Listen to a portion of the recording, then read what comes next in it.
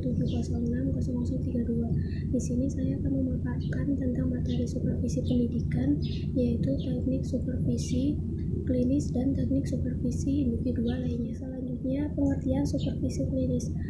Supervisi klinis adalah bentuk supervisi yang difokuskan pada peningkatan mengajar dengan melalui siklus yang sistematik dalam perencanaan, pengamatan, serta analisis yang intensif dan cermat tentang penampilan mengajar yang nyata, serta bertujuan mengadakan perubahan dengan cara yang rasional. Selanjutnya, komponen supervisi klinis. Yang pertama itu pengalaman nyata atau otentik.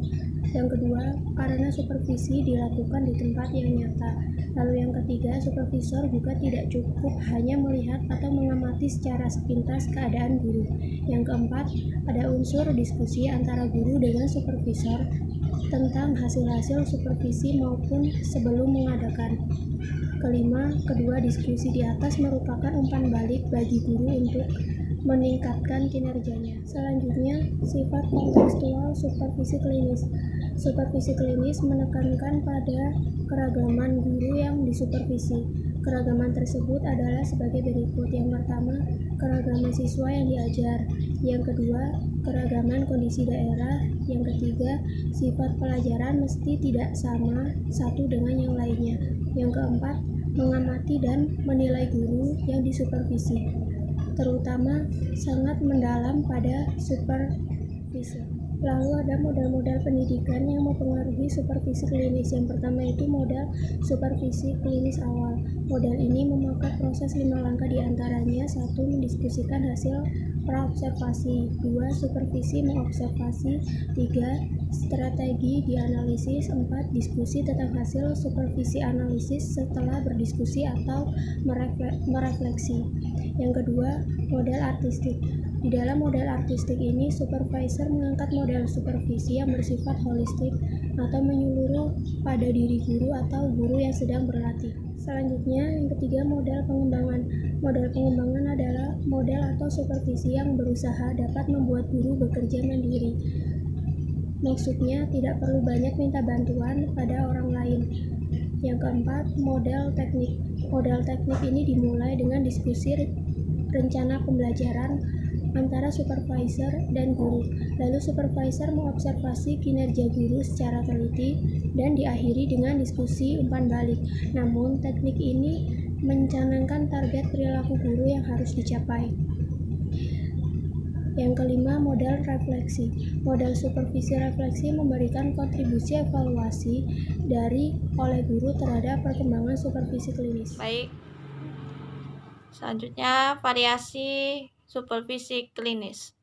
Supervisi klinis memiliki beberapa variasi. Variasi-variasi tersebut dikemukakan oleh Wallace sebagai berikut. Yang pertama, supervisi langsung. Yang kedua, supervisor alternatif. Yang ketiga, supervisi kolaborasi. Yang keempat, supervisi tidak langsung. Yang kelima, supervisi kreatif. Yang keenam, supervisi mengeksplorasi atau menolong diri sendiri. Yang kedua, yaitu teknik supervisi individual. Teknik supervisi perkembangan. Arti supervisi perkembangan. Supervisi perkembangan adalah supervisi yang dilakukan dan menyesuaikan dengan tingkat perkembangan kinerja guru. Yang kedua, orientasi perkembangan. Dasar yang dipakai untuk memeriksa perkembangan kinerja guru adalah abstraksi guru dan komitmen guru. Abstraksi guru adalah kemampuan seseorang dalam membayangkan sesuatu yang sudah disertai dengan realisasi sikap itu dalam kehidupan sehari-hari, termasuk dalam melaksanakan tugas pekerjaan. Berdasarkan kedua kemampuan tadi, lalu guru dapat dikelompokkan. Yang ketiga, kinerja guru. Kinerja guru ini ada 4. Yang pertama, guru lemah. Yang kedua, guru energi. Yang ketiga, guru konseptor. Yang keempat, guru profesional. Yang terakhir yaitu pendekatan dan penanganan guru. Pendekatan tidak langsung dan metode menilai diri sendiri. Yang kedua, pendekatan kolaborasi dan metode berdasarkan kontrak, pendekatan langsung dan metode standar. Yang ketiga, metode standar. Tujuan teknik supervisi perkembangan. Teknik supervisi perkembangan mempunyai tujuan untuk membuat proses supervisi menjadi efektif. Keefektifan ini didapat karena setiap guru yang akan disupervisi diperiksa dulu kondisinya. Ciri-ciri teknik supervisi perkembangan. 1. Ada pemeriksaan terhadap guru yang akan disupervisi. 2. Pencocokan kategori guru yang baru diketemukan sebagai sifat pendekatan dan metode penanganannya yang telah ada. 3. Supervisi bersifat individual. Guru mengajar dan supervisor mengobservasi dalam waktu satu pertemuan. 4. Pendekatan dan metode yang dipakai mensupervisi sesuai dengan tingkat perkembangan individu guru bersangkutan. 5. Pendekatan dan metode yang dipakai mensupervisi sesuai dengan tingkat perkembangan individu guru bersangkutan. 6. Ada pertemuan balikan setelah proses supervisi selesai. 7. Ada penguatan. 8. Ada tindak lanjut untuk supervisi berikutnya. Yang selanjutnya, teknik supervisi direncanakan bersama. 1. Tujuan teknik supervisi direncanakan bersama. Tujuan itu adalah untuk mendapatkan kesepakatan waktu, melakukan supervisi dalam upaya melakukan perbaikan kelemahan guru yang sudah disadari dan direncanakan sebelumnya. Ciri-ciri teknik supervisi direncanakan bersama. Yang pertama, bersifat individual. Yang kedua, bermula dari kesadaran guru akan kelemahannya dalam hal tertentu. Yang ketiga, supervisi diadakan atas permintaan guru untuk menyaksikan cara dia memperbaiki kelemahannya. Yang keempat, ada pertemuan balikan setelah proses supervisi selesai untuk membicarakan hasil supervisi. Yang kelima, penguatan juga diadakan agar guru tidak putus asa. Yang keenam, tindak lanjut diadakan manakala tidak mendapatkan hasil yang memuaskan. Yang selanjutnya, teknik supervisi sebaya.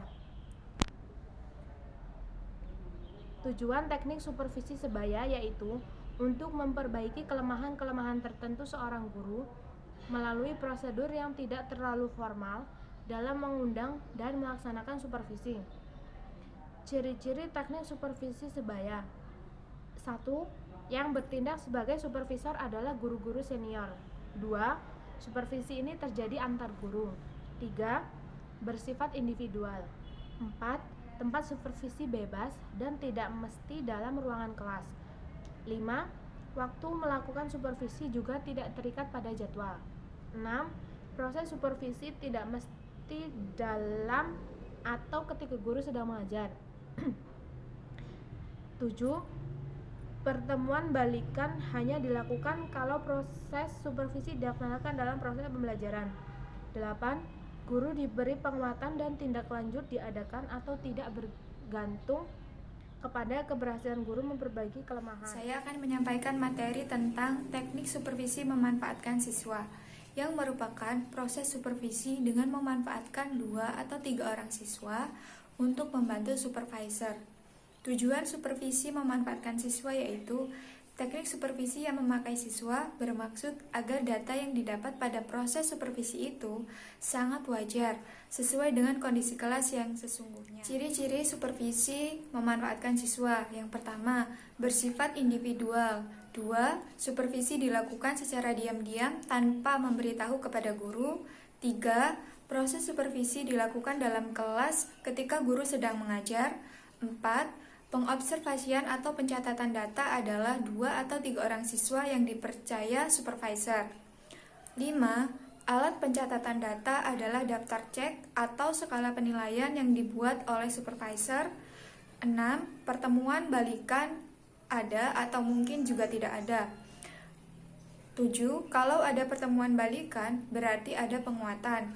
8. Dan mungkin juga ada tindak lanjut kalau kedua belah pihak sepakat untuk mengadakannya.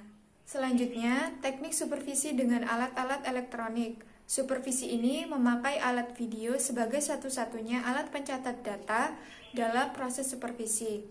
Tujuan teknik supervisi dengan alat-alat elektronik yaitu untuk mendapatkan data tentang guru mengajar secara objektif seperti apa adanya di kancah yang alami. Ciri-ciri teknik supervisi dengan alat-alat elektronik. Yang pertama, supervisi ini bersifat individual.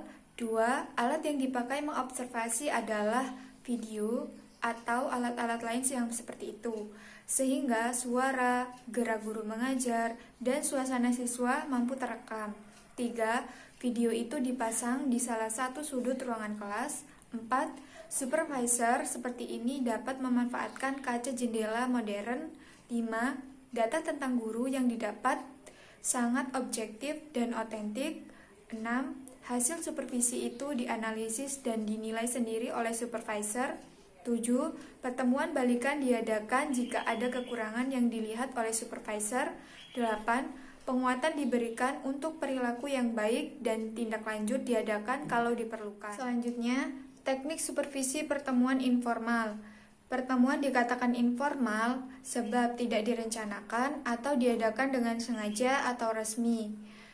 Tujuan teknik supervisi pertemuan informal bertujuan memberikan kemudahan kepada guru dan supervisor menyampaikan maksudnya. Ciri-ciri teknik supervisi pertemuan informal. Yang pertama, supervisi dilakukan tanpa ada kesepakatan waktu, materi, dan tempat terlebih dahulu. 2. Supervisi dilakukan secara mendadak. 3. Pembicaraan dalam supervisi bersifat individual. 4. Proses supervisi ini mirip dengan proses konsultasi. 5. Pada umumnya tidak ada pertemuan balikan. 6. Penguatan jarang sekali dilakukan. 7. Tindak lanjut juga tidak diperlukan kecuali kalau guru menginginkan sesuatu pada hari-hari berikutnya. Sekian materi yang dapat kami sampaikan. Saya akhiri. Wassalamualaikum warahmatullahi wabarakatuh.